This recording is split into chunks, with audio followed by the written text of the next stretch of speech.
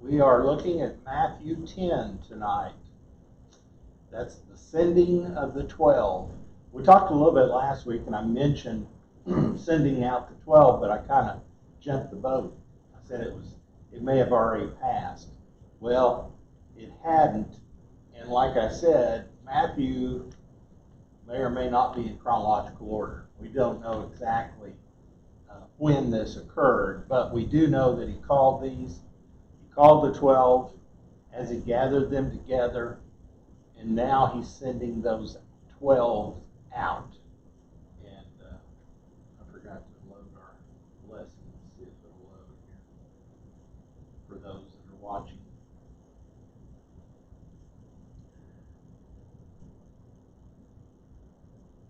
It'll take a minute, so I'll have to gap for a minute.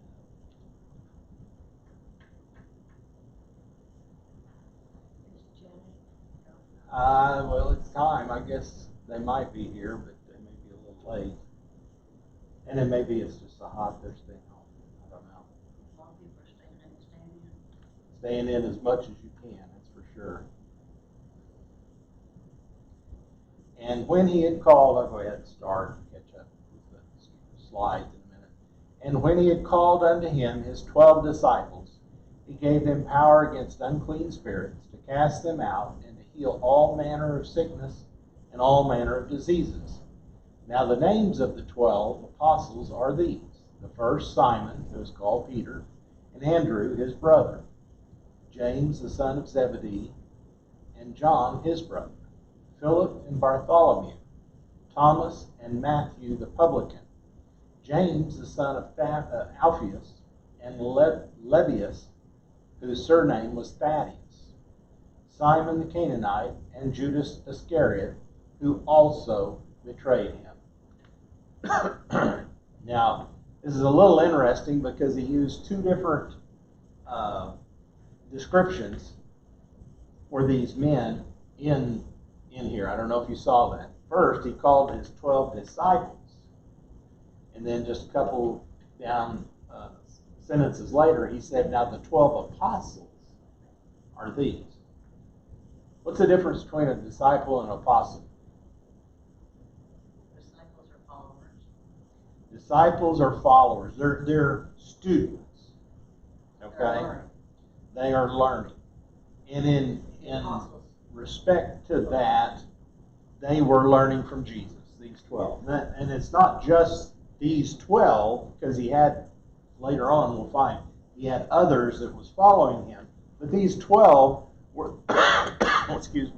were the ones that actually come up, and follow, that he called them. There were additional 70, or 70, we'll read in a couple of weeks. There were 70 that he's going to send out a little later. We're in Matthew 10, Frank. So, and the lesson's back there. I think there's still another one back there. Okay, so I can run through these now for these people that want to see them.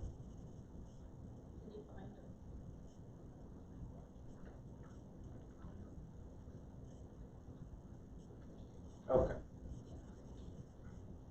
All right, come and join us. And the Father. So, oh no, you're fine. You're not interrupted, just start. The first, it's interesting. He went out and it says he gave them power against unclean spirits, cast them out, and heal all manner of sickness and all manner of diseases. Last week, we talked about that. He said he healed all of them. He felt so much empathy for them, so much he cared for them. He saw their struggles that he tried, to heal as many as possible. And as they did that, I'm sure they kept coming. Because once it started spreading and people, it just kept going.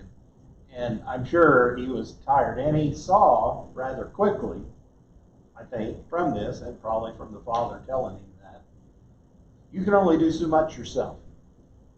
He got 12 disciples, and he's going to multiply that by 6 times, because he's going to send them out 2 and 2. So he's already went through the Sermon on the Mount, He's gave them what they need to teach. Now he's given them the power to do the same things that he did, and now he's going to send them out.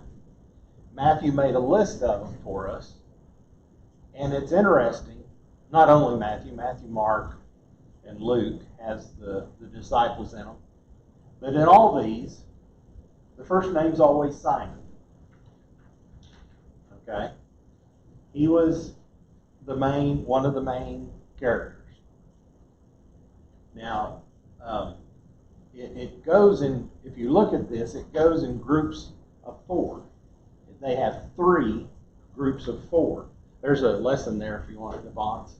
There should be. Did you grab one? Oh, he's got it here. Okay. Your dad's good. So we see that, and it starts out, and the first 2 are two sets of brothers. The first is Simon, who is called Peter, and Andrew, his brother. And then James, here we hear James and John, the sons of Zebedee, their brothers. Then Philip and Bartholomew, Thomas and Matthew, the publican, James of Alphaeus, and Lebbaeus or Thaddeus. And then Simon the Canaanite and Judas Iscariot. And all the disciples put after that, who also betrayed him. That's the way they portrayed him in Luke too. That's right. Yeah, it is. And as Simon's always listed first, Judas is always listed last. So it kind of sets the pattern that we see down through there. Later on, as you go through the study in Matthew, Mark, and Luke, and John both, he has an inner circle. Jesus does. And it's usually Peter, James, and John. And we don't know if Andrew is in there too, because Peter was his brother, but the 3 are always named with him, and it's kind of his inner circle that he calls upon. But some of the commentators, because they always list these not so much in the same order, but the leader of each group. Simon is the leader of those 4. Okay? Philip is the leader of the next 4, or 3, sorry. Yeah, well, 3 with him, so that'd be 4. And then James, the son of Alphaeus, is the leader of the next group.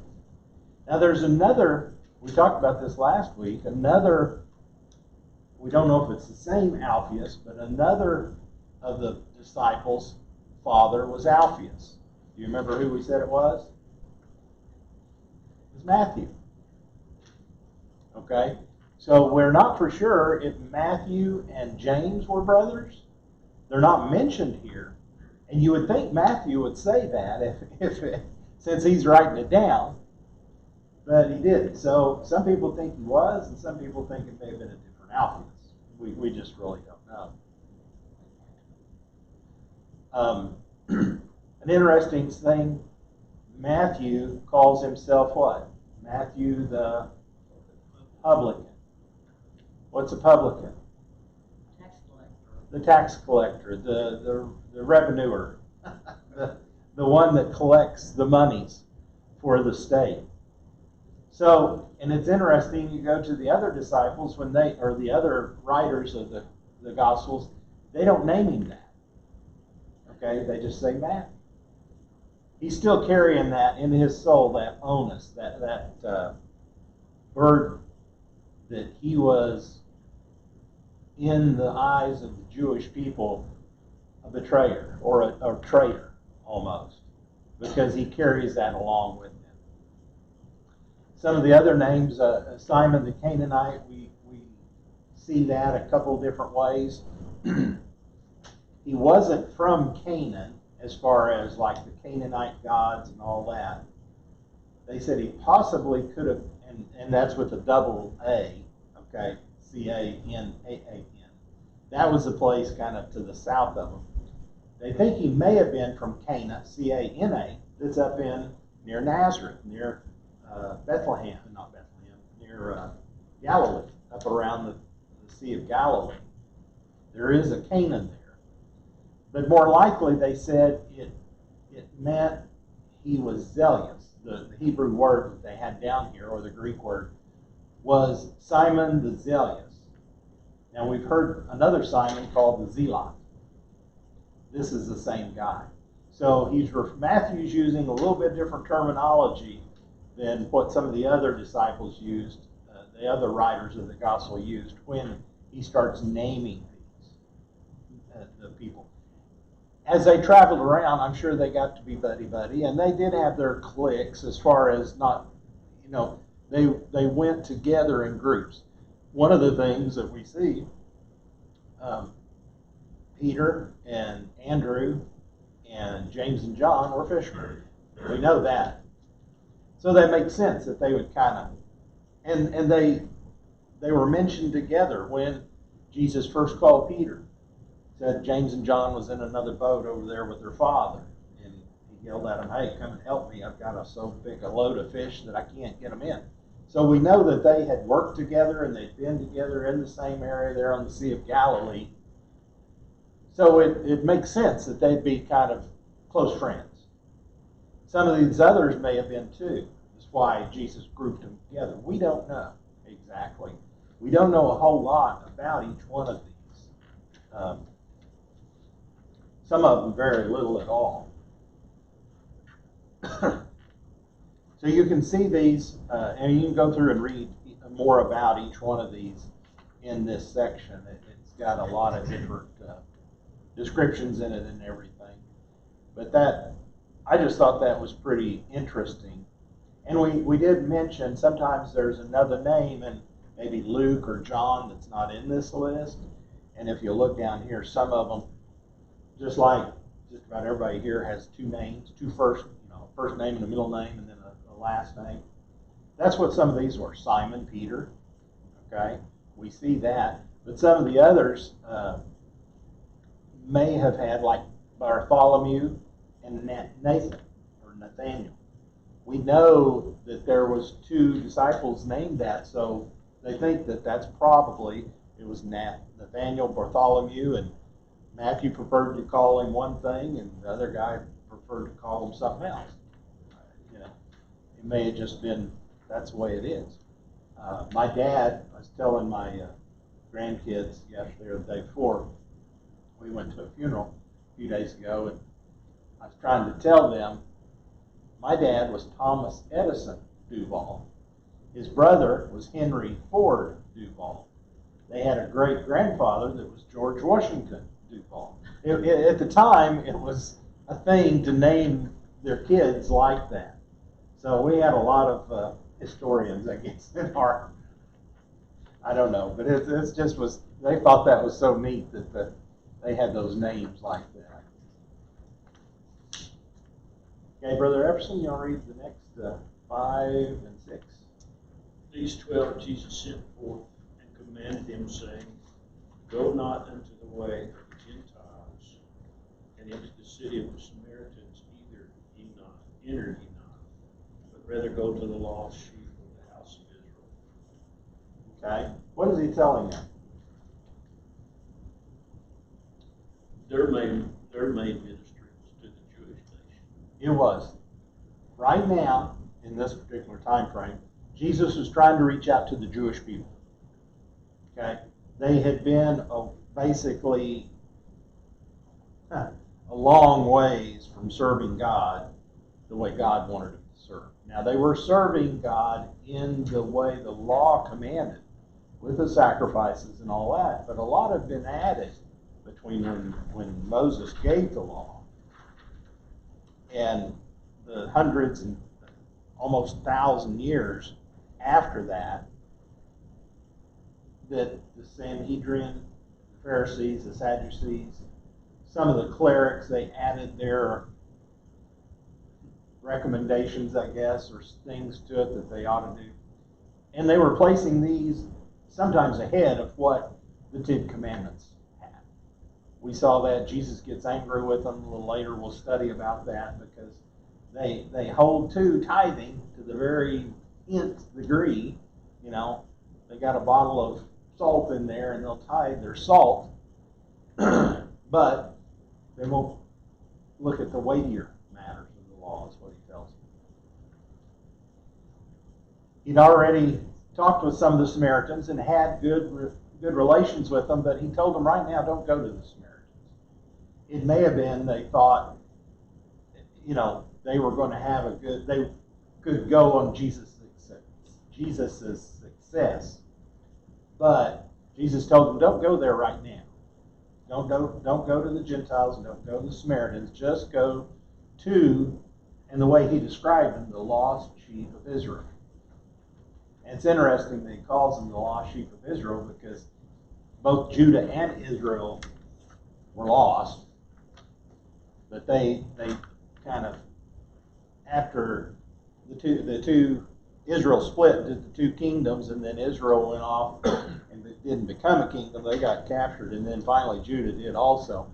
He's trying to tell them, go to these and try to get them back, because why? I guess. Why did he do that in the first place? Just wanted to go to the Jews first. Because of the promise that he had made to them. That's right, because of the promise that God made to Abraham 1,800 years ahead of him, before that. So he was trying to get them involved in that, but go to this lost sheep. Now, all of us are lost. And later on, he will tell them, go further. After his resurrection, he tells them, go further into Judea, Samaria, and to the uttermost parts of the earth. So go all everywhere. And so he's not limiting them there. But right now, at this particular time, he's trying to capture the people that will listen that are Jewish. Now, they've been entrenched in the way the Pharisees had taught them. And it's kind of like the Pharisees was the only ones that had the Torah. All that the people had was their memory of when the priest would read, they would memorize it. And they went to Torah school to run it, to read as they were growing up, the boys did. But they didn't have a copy of it for themselves. They had to go to the synagogue and learn that when they learned. So they didn't have a copy of that themselves, and then when they had questions, they had to, and that was the way they had their service. The priest would read a scripture, and then he'd kind of sit down, and then people would ask him questions about it. And that's the way the people would learn. And he would reinforce it with the scriptures that they had. But so he wanted to try to go to these people, to his people, the Jewish people. And so many times we forget that Jesus was Jewish. That, we get carried away sometimes by what we see on television or even the paintings. Every painting you've seen, was influenced by the Renaissance, just about, because they painted them. They had somebody they're looking at, and then they added some features to it, whatever. But it's still what they thought it was.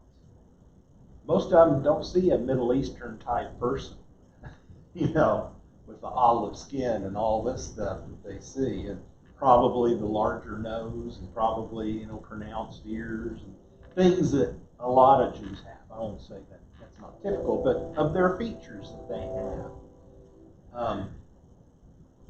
They just looked at it from a different viewpoint. So he wanted to try to show them, people needed to see that he was fulfilling what the Messiah was. He was going to be the Messiah, trying to show them. So he was sending them out, and going to send them out with this message to go to the different places. And they sent them out. Now he told them to go in a specific manner. Okay? Bertha, you want to read 7 for us? 7 and the first part of 8? 7 and 8. Yeah, And as you go, preaching, saying, the kingdom of heaven is at hand. Heal the sick, cleanse lepers, raise the dead, and cast out devils. okay. He's telling them what they need to be doing. These are the things. He gave them the power to do that. And that's what he taught. You go back to the Sermon on the Mount, that's what he was telling them. The kingdom of heaven is coming close. It's at hand, and we need to get these people on board.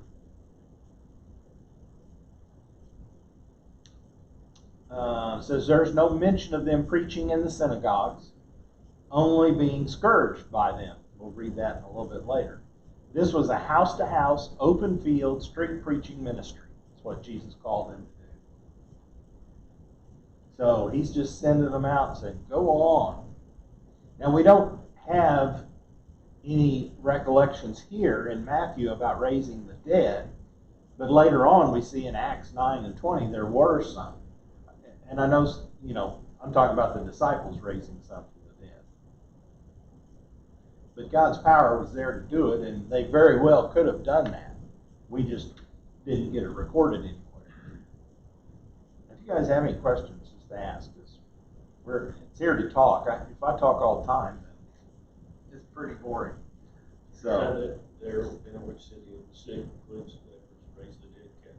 I love that part where it says the disciples both had a message to preach, and then I guess I feel a little power to convicted right there, where it says power to display.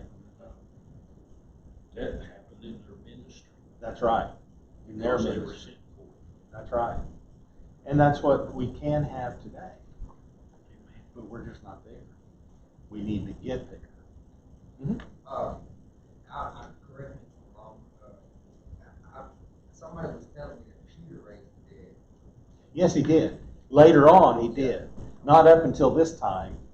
Okay, we're not shown that he has through Matthew up until this time. Now later on in Acts, yeah, Right.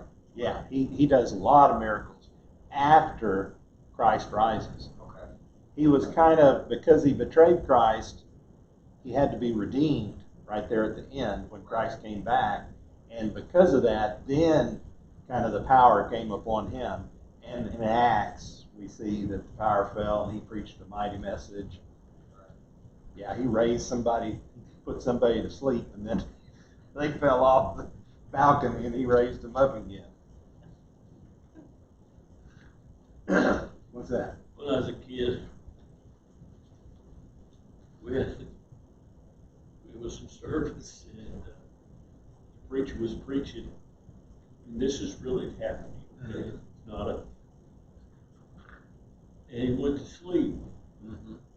And we had Brother Smith, and he was one of the deacons there in the church, and he was sitting next to us.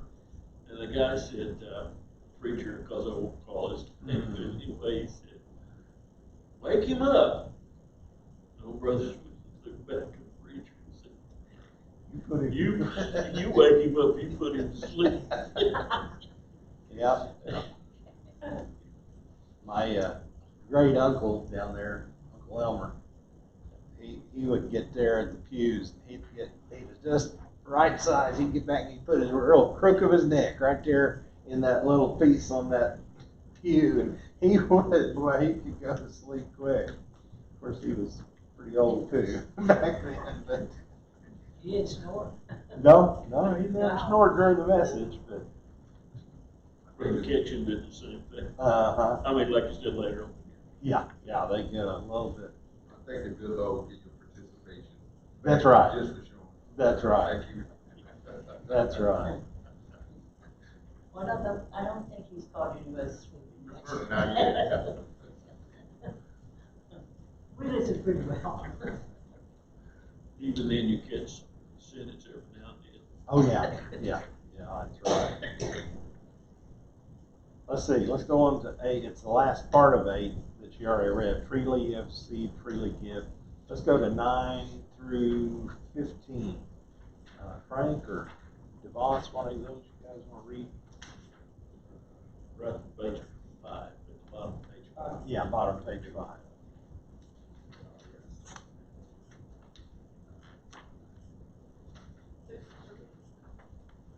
Did I get you mixed up there? So we're gonna start at 8. Yeah, if you want to read 8 again, that's fine. Okay. 8B. Yeah. Freely you have received, freely give. Provide neither gold, silver, brass in your purses, nor scrip for your journey, neither two coats, neither shoes, nor yet stays, for the workman is worthy of his meat. And into whatsoever city or town ye shall enter, inquire who in it is worthy, and there abide till ye go thence. And when you come into a house, salute, and if that house be worthy, let your peace come upon it. But if it be not worthy, let your peace return to you. And whosoever shall not receive you, nor hear your word, when you depart out of that house or city, shake off the dust of your feet. Verily I say unto you, it shall be more tolerable for the land of Sodom and Gomorrah in the day of judgment than for that city. Okay. So he's given them some instructions of what to do, what to get, what to carry, and basically it's not much.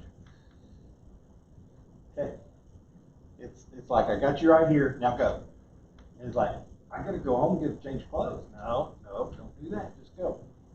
What he was telling them to do is you need to go and find a place that will accept you, someone. That particular time, they didn't have too many holiday inns, I don't think, or anything. So they had to stay with people that would let them stay there. Maybe in their house, maybe in their stable, in their barn, or whatever. But they would stay there.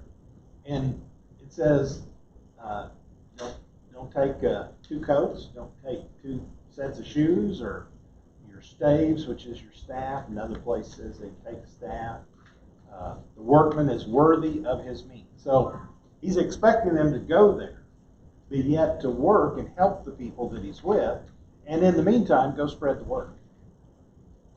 That's exactly what Paul did, wasn't it? When he went out on his missionary trips, he would preach, but then when he needed some money or he needed some help, he would go. He helped Aquila and Priscilla make tents. They were tent makers like him, so they made some tents, and then they could do that during the day and preach at night, or they could preach in the day. Whatever they needed to do. It may take time to do this. So he's telling them to go out and to work, to do, spread out, go everywhere. You're going to multiply the efforts that you've seen me do, is what he's saying. Then he gives them a little explanation of when he was going, he would go, they would always follow him. Where are we going next? Where are we going next? So they go here, they go there. Here he's telling them, if the house is worthy, let your peace come upon that. Let it be that you work with them and they work with you, and you have a good relationship with them. Some houses, it wasn't like that. They said, no, we don't want you. Or even the town, no, we don't want you. We don't want to hear this message. In that case, he's telling them, get out of there. Get out of that city, because they're not going to listen. That city is corrupt, so you need to shake your clothes off, shake your shoes off, shake your feet off, get that dirt off before you come back to find a new place, a new city that will accept it. And then the peace will reign there, wherever they. So he's telling them right up front, you're not going to get accepted everywhere you go. Some places you're going to have okay, and in other places you're not. And it's not to move around either. Not go to place to place. Find a place. If they're willing to take you, good. Stay there and preach. If not, then you go somewhere else until you can find someplace. And he's telling them there that if that land, that city, that area is not willing to listen, he's telling them it's going to be more tolerable for them than it was for Sodom and Gomorrah. And Sodom and Gomorrah was totally destroyed because of what they were doing.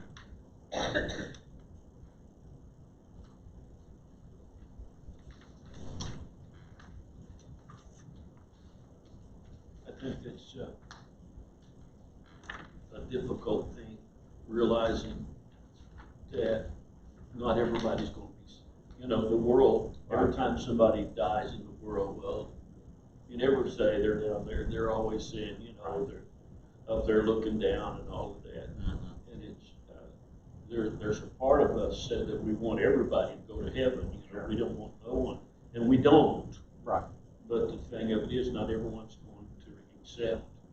And Some are, I mean, there's only two spirits in the world, the spirit of God and the spirit of Satan. The world has a viewpoint that everybody is good and everybody ought to make it to heaven.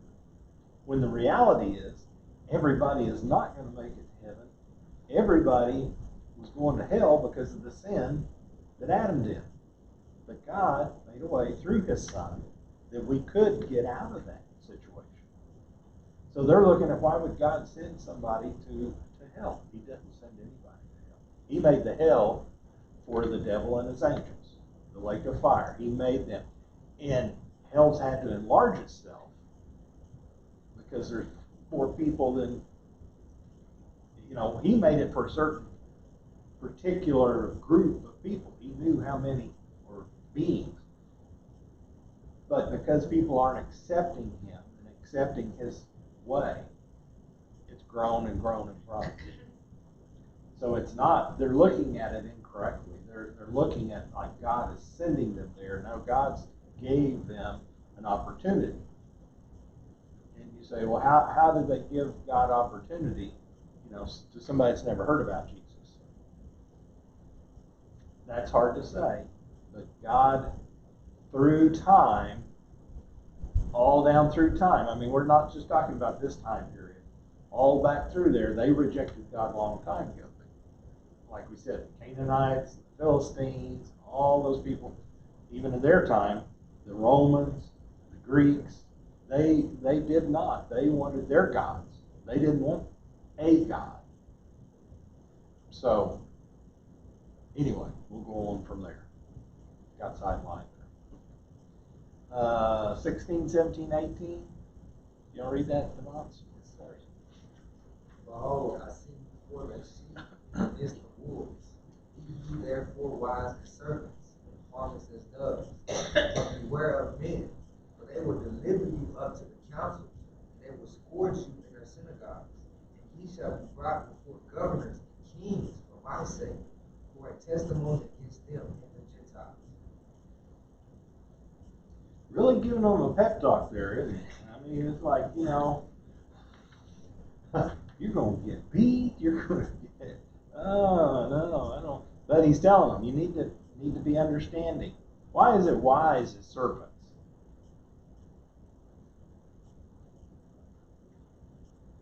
Kind of goes back to the old time that the serpent was a deceiver. Yeah. He knew what he was doing, but he was influenced, of course, from Satan. But serpents are one of those things they have to be careful. They have to stay out of people's way. Most of the time they won't bother you if you don't bother them, but if you don't see them, then you have to be out of their way. But it says he's sending them out as sheep into the middle of the wolves. Now, if you got enough sheep, they'll overcome a wolf because they surround them. I wouldn't want to be there because there's going to be a bunch of sheep taken out, but still, he's sending them out into the midst of wolves, but they need to be harmless as doves. To put it like he was, he let himself be captured. He didn't, when Peter tried to carve off somebody's ear, he said, no, don't do that, don't fight, type thing. He said, you got to indicate. He didn't come to be, everybody was wanting Jesus to be the Messiah that was going to rebel, take over, push the Romans out, and they were going to rule again. That is what he's going to do. But it's not at that time. He's going to do it in the future. In Revelation, you go into that book, and that's when he's coming back, and he's going to make every knee bow, every tongue confess. So they're going to deliver them up into the councils. They will scourge you. They will take you into the synagogues. So they knew that they were going to face some trials. It wasn't going to be easy. And we don't know exactly. We've seen some of this as they've gone through the first 9 chapters that we've been through here in Matthew. But we've seen not everybody's accepting, especially the scribes and the Pharisees. They're not accepting because he's trying to show them the things that they are following. They're not following their heart. They're following the rules and sometimes you need to look beyond the rules, okay, to people's hearts, what they need. Brother Jerry, you said something really interesting, about the sheep, being in the sheepfold, in the sheep, encampment. Right. That's when I believe that the enemy will, get a sheep, not Right. this sheep. Right. If he's one sheep off to itself, wandered off the block for whatever reason, right? He's very vulnerable. And I mean, I just don't think the average person, because you got church online now, you have church in your room now, Right. they don't understand the power in the sheepfold. Getting together, that's right. The protection and, because the wolf, like you said, rarely gonna attack a herd. Right. Versus a single lone sheep by itself. Right. So, it's just a thought that hit me, that really sticks. We're always better together, as congregations to meet together, to be able to, and because we have things that happen in our life, and we talk, and that's why Brother Epperson can't get the service started sometimes. We're too busy visiting to get things going. I heard a buzz back up. What Hebrews says, forsake not the assembly of ourselves together. As some do. Right. As we see that day approaching, you think, okay, that's been about 2,000 years. Right. Since the writer Hebrews wrote that down. And if that's true back then, a lot of times, as I may mention Sunday, we hear stuff all our lives. But it's really going to happen. Right. It's really going to happen. And if we ever need fellowship one with another, it's like, if I'm out driving around, or I see somebody every once in a while, I see Sister Freeman, or, they're in Owasso, or I go somewhere and I see somebody and I hear them saying, Brother Epperson, Brother Epperson. And that I love, how I love my family, my physical family. But that love too should the spiritual family too. Sure. We have things in common, just as I have things in common with my Epperson family, but I have things in common with my spiritual family. That's right.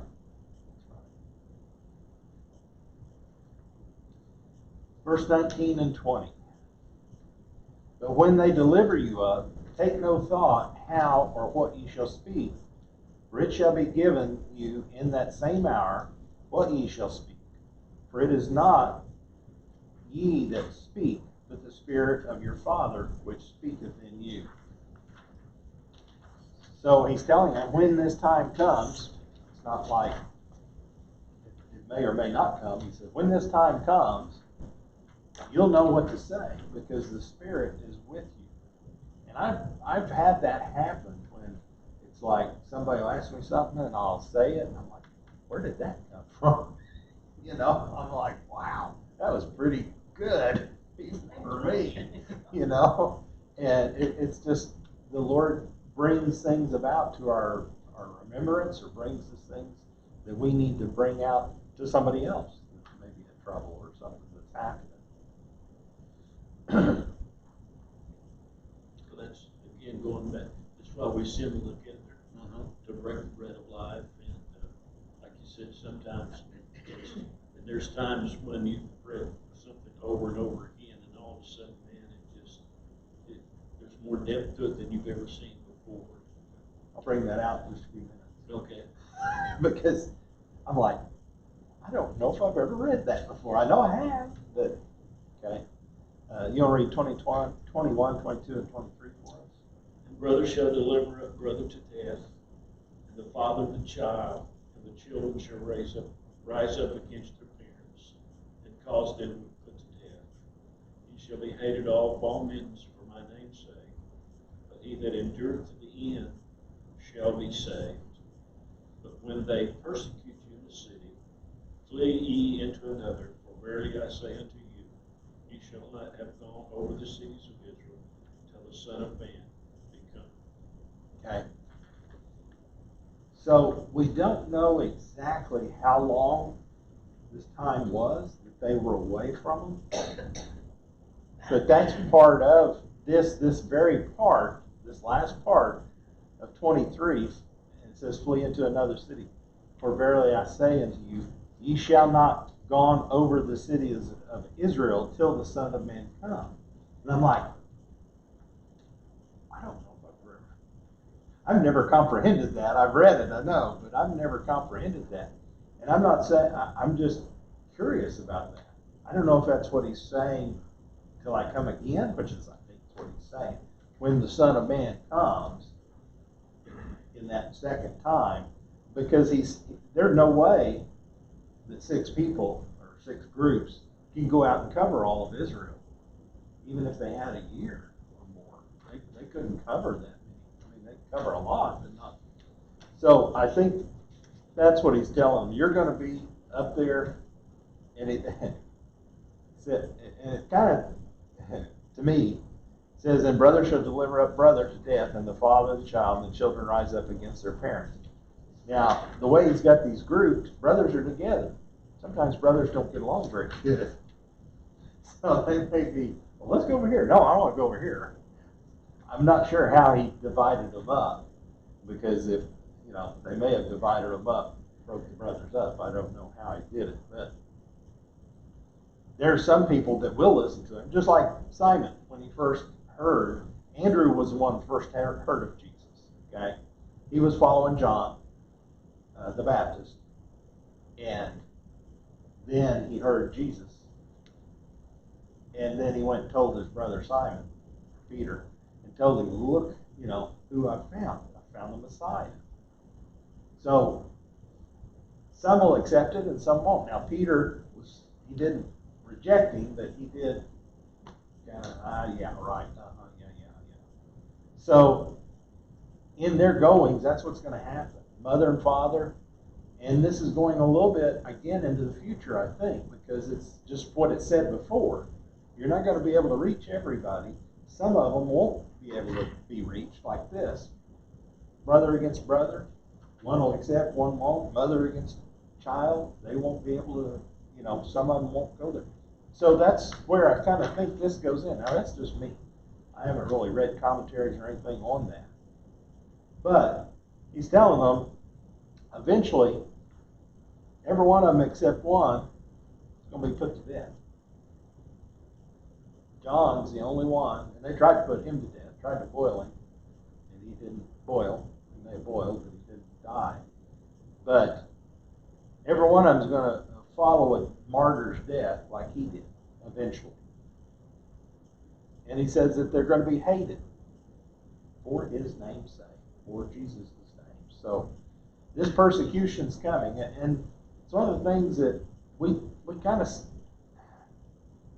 take it very lightly here in the United States. But over there, anywhere else, maybe in the whole world, basically. Some places it's worse than others. They are, I got an email the other day that they're, I can't remember where it was, if it's India or Pakistan, one of the places they were praying for a youth because he had converted and his family was going to kill him because he's not Muslim or Hindu. I think it was Muslim. We're going to face that sooner or later here, I think. Hopefully we're gone out of here before that happens. Okay. Bertha, you want to read 24 and 25 for us? The disciple is not above his master, nor the servant above his Lord.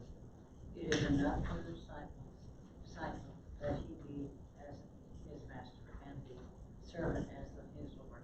If they have called the master of the house, Yeah. Never mind. The devil, basically. Okay. How much more shall they call them of his household?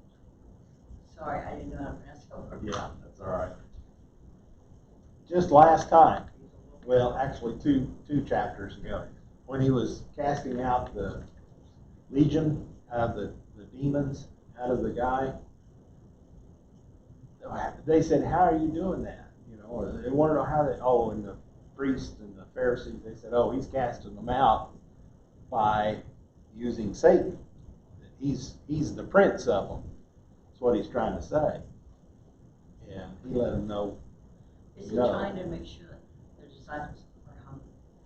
It's not humbled. It's like if they called me Satan, the devil, they're going to call you that too.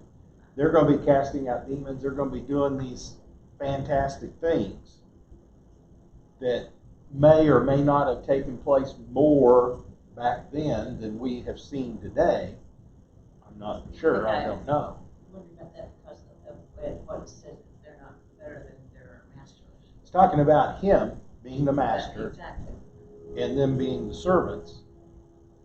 But it's just like your master gets a reputation. Okay, just like your boss or whoever. You get a new job and you hear who your new boss is and you're like, ah, crud. Because you know he don't have a very good reputation. Or maybe it's a good reputation, you know, and you're happy. And you go there and then it's not what you think. So, but that's what he's trying to put together, that the master of the house, the servant's not above the master. Whatever happens to the master is going to happen to the servant too. So if they call him names, they're going to be calling the disciples names too. But wasn't when Jesus was cast out, later on casting out devils, they accused him of being a devil. That's right. That's when he made mention of the house divided against itself. Cannot stand. That's right. Now we're getting close. I'm going to go ahead and read the rap. I think there's only a couple more. 26 says, "Fear them not, therefore, for there is nothing covered that shall not be revealed, and hide that shall not be known. What I tell you in the darkness, that speak ye in the light, and what ye hear in the ear, that preach ye upon the housetops.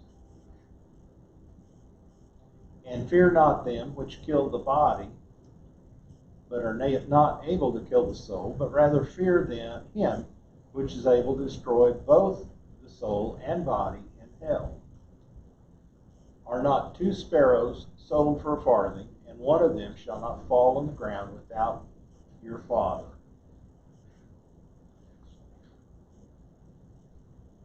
But the very hairs of your head are all numbered. Fear ye not, therefore, ye are more value than many sparrows." Trying to tell them that they need to be lights. He's talked about that before. You need to be light in the darkness. You know, there is no such thing as darkness. You can't turn darkness on. You can turn a light off. And when you turn a light off, you get darkness. Because that's what it was in the beginning. Very first thing, in the beginning, God created the heavens and the earth, and then he said, "Let there be light." Before, there wasn't that light. It was the darkness. So he's telling them that you are in darkness, but you're going to be speaking the light. You're going to be telling them what I have told you. And again, don't fear them, even though it's hard to say. They may kill you, but don't fear them, because you know where you're going.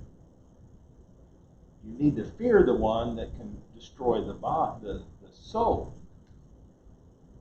And that's what he's saying. And they can't be destroyed if they know who they are. If they know they're his, the disciples. The devil has no power. Now, he can cause them hurt.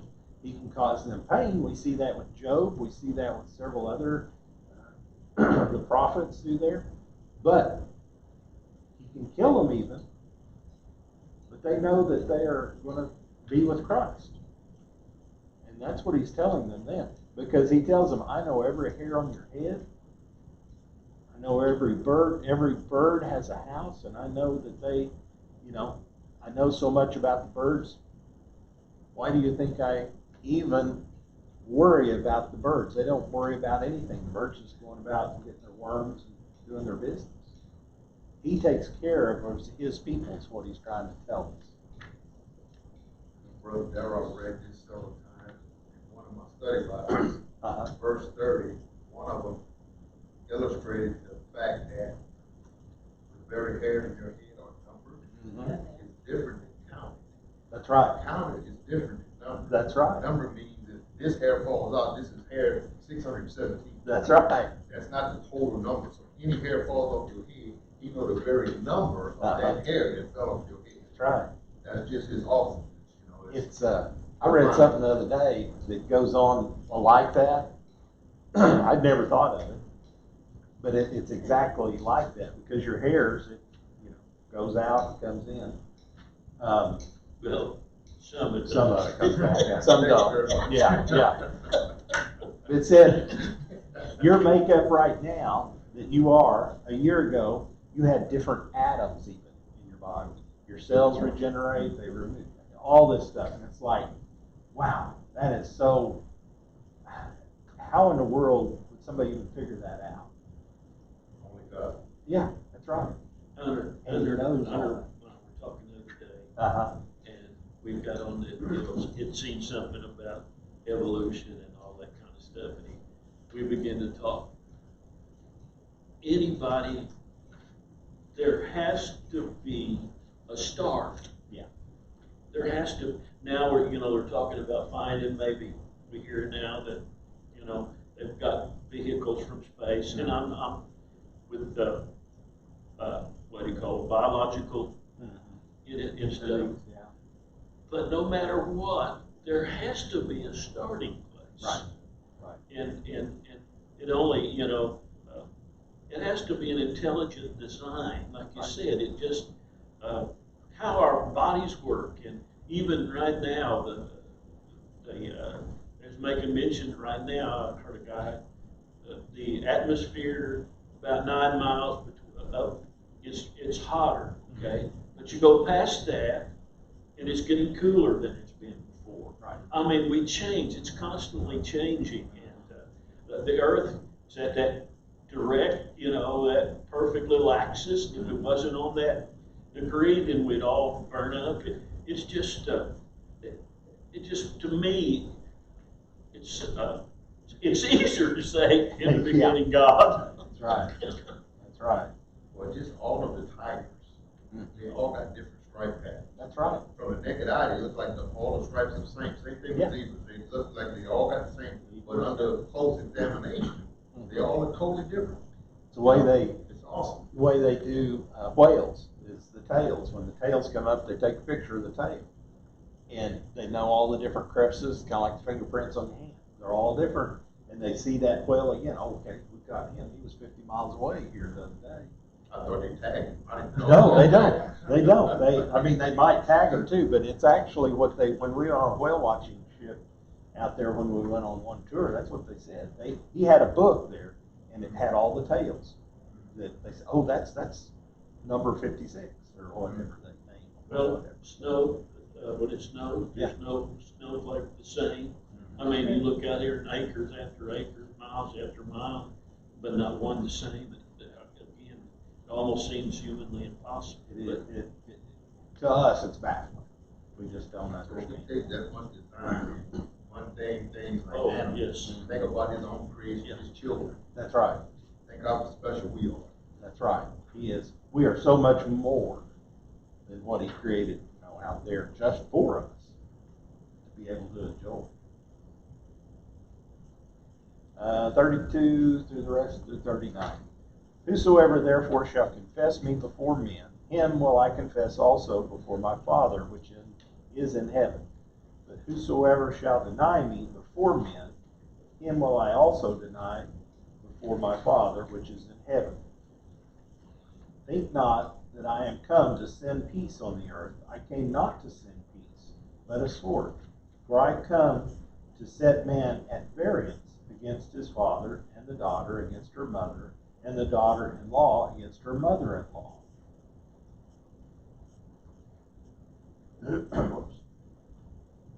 And a man's foes shall be they of his own household. He that loveth father or mother more than me is not worthy of me, and he that loveth son or daughter more than me is not worthy of me. And he that taketh not his cross and followeth after me is not worthy of me. He that findeth his life shall lose it, and he that loseth his life for my sake shall find it. That's hard for us to understand. I mean, it's hard for us to grasp that kind of love God has for us, we need to have back to Him. We was watching the Jesus Revolution last night, the first time I'd seen it. And one of the sayings that one of the guys was talking about, him and his girlfriend was getting ready to get married, and he told her, he said, well, if you get in front of me, if you get between me and God, then I just not going to have it. You know, basically, is what he's saying. We're going to have trouble.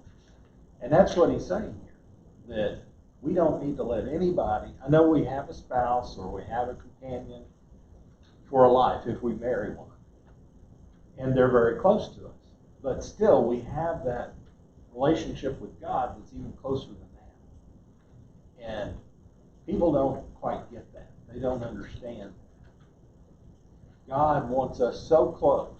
We are made for Him. We were created for Him to begin with. So that relationship, I love where it says there in the over, when it talks about husbands love your wives and Christ loved the church and gave himself for it. But to that, and then it says, wives, submit yourself unto the husbands as unto the Lord. Then it goes on to tell us all to submit to one another. But anyway, I've always thought, and you probably heard me say it, that I don't believe a husband will have a problem with a wife that loves him like she loves the church. that's right. Or vice versa. Right. Or she won't have any trouble submitting to a husband that's has his number one priority is to love God. Right. Because that's he says, "Thou shalt love the Lord thy God with all heart, with all everything we have." And the second is likened unto to love thy neighbor as thyself. What gets in between us is us. Yes. We get in the way. A lot of times, the old saying is, if God's far away, who moved? Because God didn't move anywhere. It's you that dropped Him off for whatever reason. So we need to be in constant touch, constant relationship, constant fellowship with Him. And it's hard enough with one person.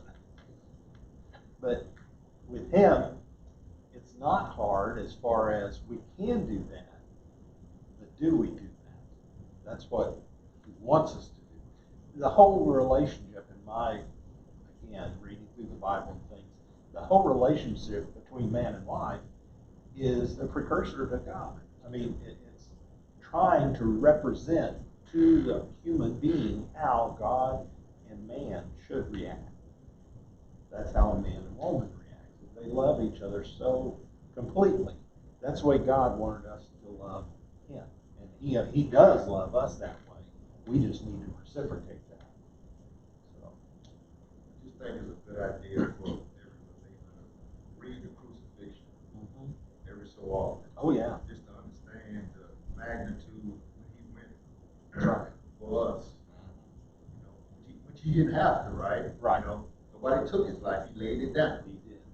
So once a person understand that, really understand that was for you, it should be a no-brainer. At least it is to me. Brother Epperson says that all the time in the messages. He'll say, put your name here. Put your name here. This is, for me. This is for Daryl. This is for whoever. So, okay, let's go ahead and read 40 through 42. He that receiveth you receiveth me. He that receiveth me receiveth him that sent me.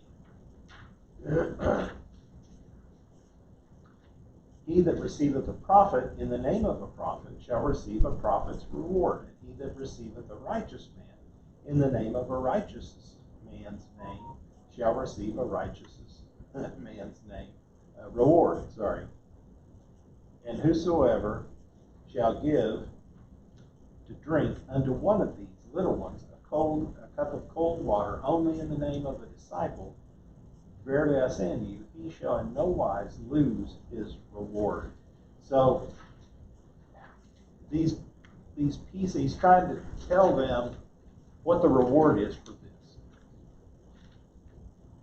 It's following Christ But he's telling them, if you do these things, if you're a prophet, you're going to get punished, you're going to get downtrodden, you're going to get all these things. But there's a prophet's reward for you, too. We don't know exactly what that is. But he's telling us here, same thing, a righteous man. And same thing, even if you have a cup of cold water and give it to somebody in need, that's going to be counted for you. Okay? Now, that's not earning your way to heaven. You've already made and accepted that. But you're building on the kingdom there with that by traveling down that path and working as he tells them, because that's what he's telling them to do right now. They're followers of him.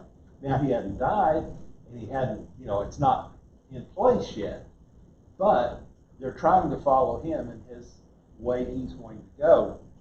And that's what he's trying to tell them. This is going to be your reward. Yeah, you're giving up a lot. Peter gave up a lot. I mean, he had a wife and a family. He had a mother-in-law, we know. And to travel around with Jesus doing all these things, and his name was probably mud after, especially after he turned his back on Jesus, after he followed him for a while. He really had a lot to overcome. And that's why Jesus came and visited him afterwards, and he restored him back.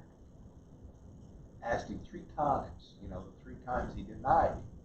Asked him 3 times, do you love me? So that's where he was reinforcing that into Peter's thoughts that I know you failed me.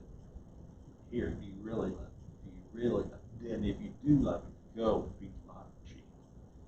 Go teach what I taught. Go do these things. So that's what he's trying to tell them. They shall in no wise lose the reward. If they just do these things that I'm asking you to do right now, is what Jesus was telling his disciples. You're going to have a reward. So, okay. I hope that's. Thank you, very good. All right. Appreciate everybody coming out. You guys did cool. Did you notice it